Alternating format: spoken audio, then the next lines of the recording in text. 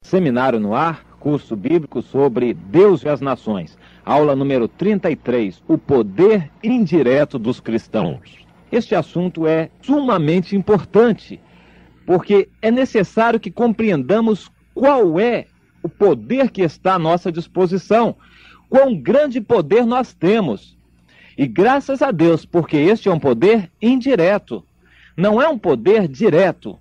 Ai de nós, se o poder que tivéssemos fosse direto, ou seja, se estivéssemos colocados em posição de autoridade, da qual pudéssemos fazer aquilo que quiséssemos. Seria terrível, porque todo engano de nossa parte se refletiria imediatamente em ações desastradas.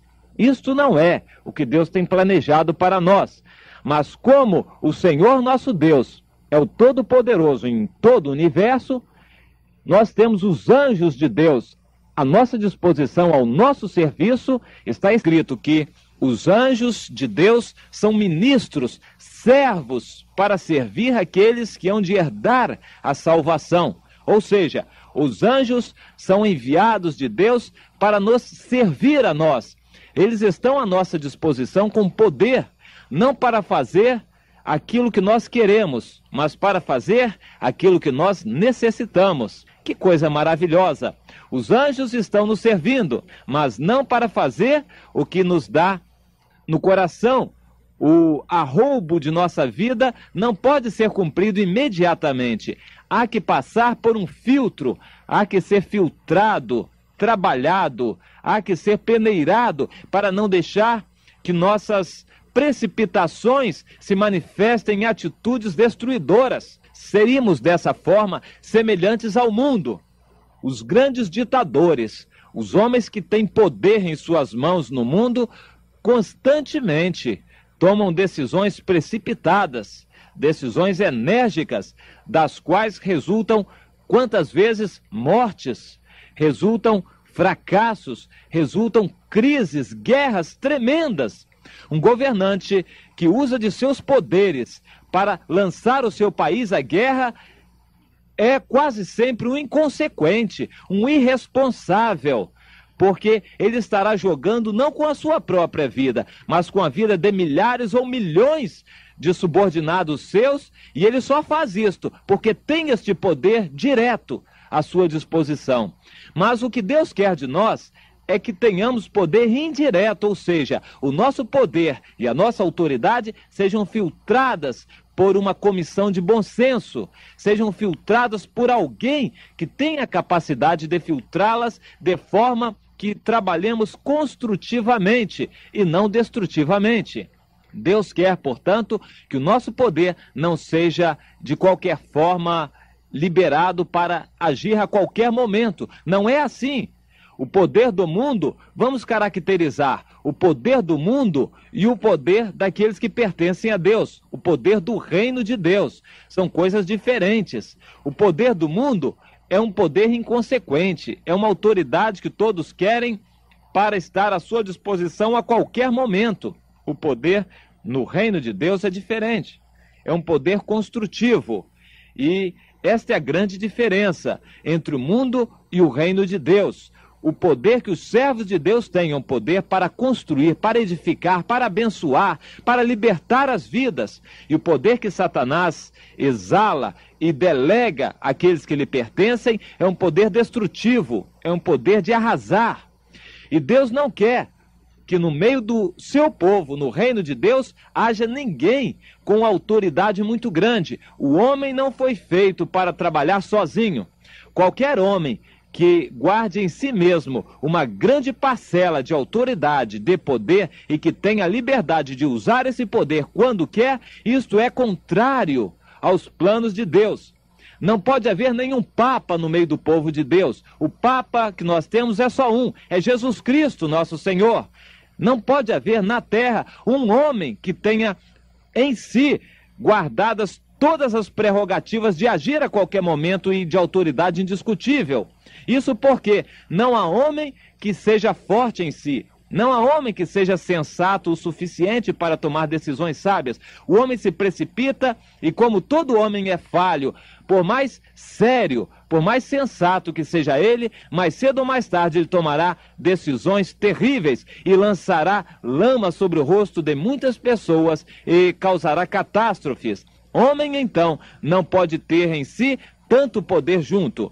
Nós podemos, sim, ter juntos uma grande dose de poder, mas a nossa autoridade, a nossa influência está na medida direta da nossa força de união. Você consegue compreender esta verdade? A união faz a força, não somente humanamente falando, mas porque na união Deus está presente.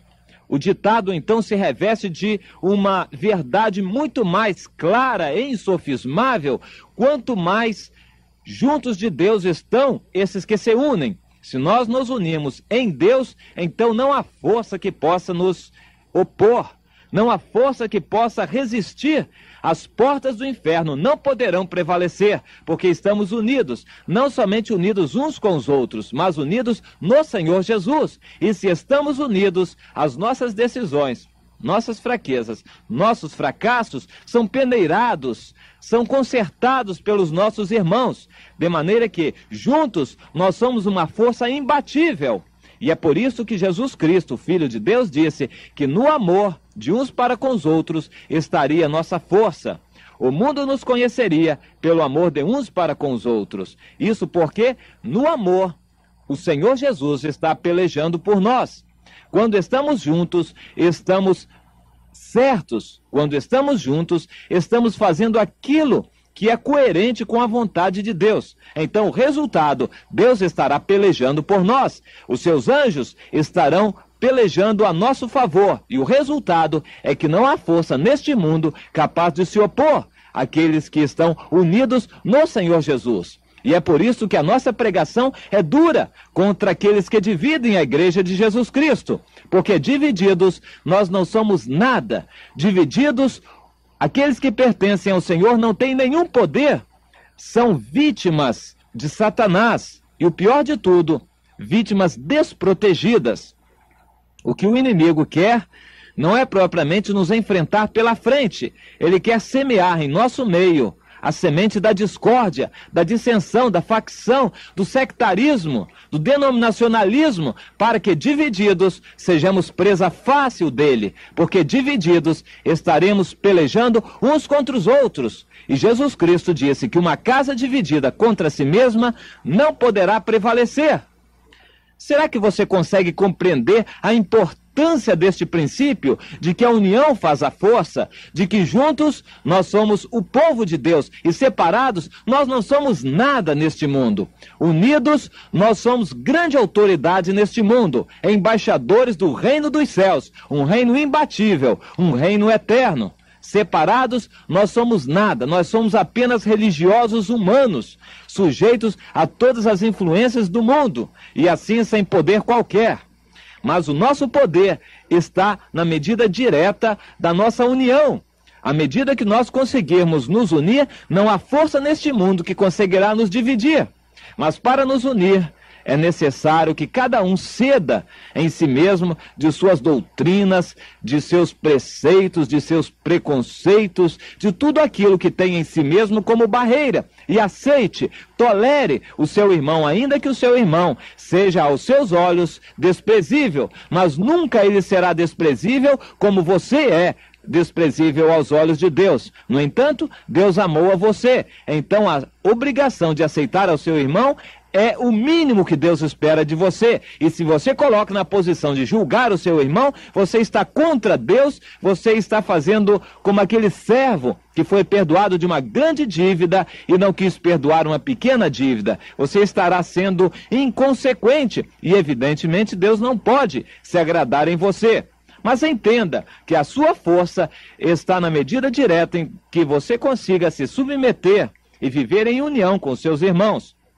Porque o nosso poder está em que o amor de Deus tenha livre caminho entre nós. E assim, nós temos à nossa disposição um poder indireto, pois Deus estará pelejando por nós. Você não consegue imaginar o que o povo de Deus conseguiria realizar se se unisse. Se nós estivéssemos unidos, nós influenciaríamos positivamente os destinos do Brasil. Foi assim que um grupo de cristãos, os Pilgrims, nos Estados Unidos, influenciaram de tal maneira aquele país que a Constituição dos Estados Unidos da América do Norte é um exemplo para todo mundo. Os princípios bíblicos e cristãos estão ali. Tudo isso porque houve um grupo de peregrinos que, quando se fundou aquela nação norte-americana, eles estavam unidos, firmes e influenciaram poderosamente os destinos daquela nação.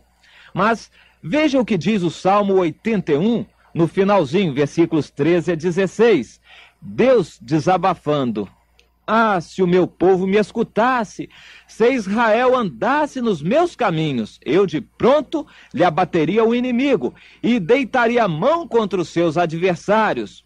Os que aborrecem ao Senhor se lhe submeteriam. E isto duraria para sempre, é o que Deus diz. E continua: eu o sustentaria com o trigo mais fino e o saciaria com o mel que escorre da rocha. Tudo isto se o meu povo me escutasse. Meu irmão, a sua vitória está em que Deus opere por você, nunca pelas suas forças, nunca pelo seu dinheiro, nunca pelos seus relacionamentos políticos, nunca pelos seus pistolões aqui na terra, mas o poder que o servo de Deus tem está somente no Senhor, seu Deus.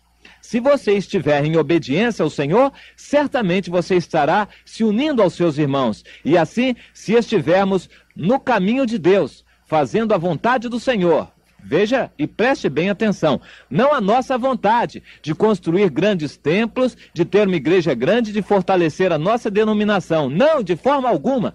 Se estivermos fazendo a vontade de Deus, pregando o Evangelho, vivendo o Evangelho, amando as pessoas, renunciando a nós próprios, amando os irmãos, tolerando uns aos outros, isto sim é prova de que realmente o amor de Deus está em nós. Agora, se você guerreia contra o seu irmão, se você critica, se você fala mal do seu irmão, critica os das outras denominações, se você luta contra eles, se você está em uma aberta luta de concorrência contra as outras denominações, então você é um separatista, um faccioso, um carnal, que está fazendo as obras da carne e não está dando lugar ao fruto do Espírito, que é uma tolerância para com seus irmãos. Preste bem atenção neste princípio que anunciamos. Na presença de Deus, o poder de Deus se desencadeia a nosso favor. Então a vitória é certa. Divididos como estamos, o que nos espera é somente o fracasso. Isto porque não há obediência a Deus. Você não ama seus irmãos, você não os perdoa, você não os tolera, você nem quer estar junto com aqueles que você acha que estão errados. Você pensa que a sua doutrina é a mais certa. Isso não é nada mais do que uma soberba. Por melhor que seja a doutrina, ela não santifica ninguém. A sua igreja pode ser a igreja de melhores doutrinas. Isso não tem nenhum valor para Deus. Se as doutrinas não redundam em uma vida santificada, em que você tenha amor, em que a sua vida seja exemplo de amor, de tolerância, de compaixão para com aqueles que estão perdidos, então a sua fé não vale nada. Mostre, meu irmão, as suas obras, obras de amor, de tolerância, de bondade, de fé, de poder no Senhor, de autoridade espiritual, de vida santificada, e você realmente estará, dessa forma, trabalhando para o engrandecimento do reino de Deus. E se a igreja do Senhor se unir, o poder que Deus colocará à nossa disposição fará mudar completamente os destinos do Brasil. Deus quer que sejamos sal para o Brasil. Não você sozinho seja sal, mas a igreja do Senhor seja sal. Você sozinho não pode nada, mas se a igreja do Senhor, da qual faz parte você e eu, então, se estivermos sendo sal no Brasil, o Brasil será influenciado positiva e poderosamente pelo nosso exemplo. Façamos isto e o Senhor nos abençoará. Amém.